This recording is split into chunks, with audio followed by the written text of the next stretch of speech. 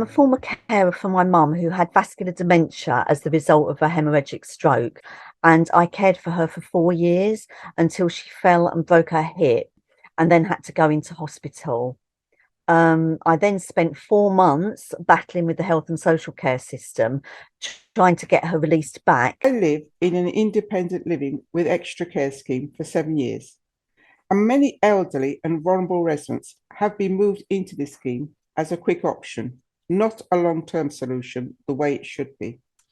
I have had plenty of experience with both my parents individually in moving them from one care setting to another. My mother had vascular dementia, and I was involved in choosing suitable respite care locations and later choosing a full-time nursing home for her. I'd had tremendous challenges finding a care home for my father who had early stage dementia. He was self-funding, moving counties to be near where I lived at that time. Then coincidentally, during the project, I became directly involved in a discharge to assess for a close friend who'd suffered a severe stroke and being discharged from hospital through this temporary discharge process into a care home. I witness on a daily basis how an incorrect move can have a devastating impact on a person's life, the outcome of which many are moved on again, some unfortunately finishing in hospital, waiting until a suitable place becomes available. I recall the practical and emotional implications when moving someone from one care setting to another, and how important it is to get these moves right, not just for the patient, but for their friends and their family's peace of mind as well. And needless to say, a dementia patient taken out of their care home to go into another setting, for example, a hospital, they find these changes particularly confusing and distressing, as I've found out with my own mother. We had a lack of knowledge of the care home sector, not knowing where to go, which organisations to contact, who to contact, and when to contact them, and not having sufficient information about the person's health and care needs. When mum had to move into a specialist dementia care home, even though she was mainly social services funded, it was again me who sourced a suitable nearby home where I could visit mum daily. My mum luckily had me to fight for her needs, but so many people have no family to do so for them.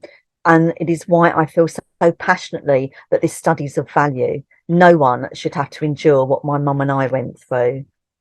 It is about a management of change. These are significant life change events for both the individual, the close family, and friends.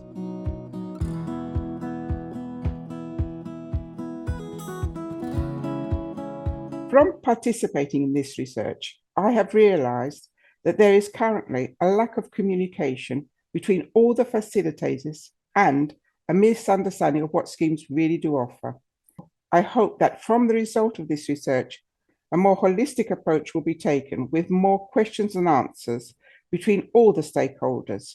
Therefore, when someone unfortunately must move, it is just the once to the place that is suitable for their needs. There's a need for professionals to understand other people may not know or understand the processes, the procedures, each organisation's responsibilities and boundaries, and also the handovers, actually what it means. People may not know who to contact. They can be nervous about when to contact them. Timescales and what expectations should they have. Professional bodies in the care sector need to listen to people like us, real carers, as to what is needed in order for social care to be more effective. Better communication between social workers and the family and the doctor's surgery. Regular contact would have helped us a lot more after Mum got her diagnosis, had the social worker been more proactive and efficient with her communication. Patients and family carers need to be respected and kept informed when somebody needs to be either moved back home from a prolonged hospital stay or when a person may have to transition into a care home. The system is broken and everybody knows this. It needs fixing with better communication between professionals, by keeping families involved, by greater financial investment, and all done by retaining empathy for the people being supported. Without empathy and kindness, nothing will progress. Information is key, but so is someone to help you interpret it for your circumstances, someone to reassure you and to guide you through. And as with any change, it's about communicate, communicate, communicate.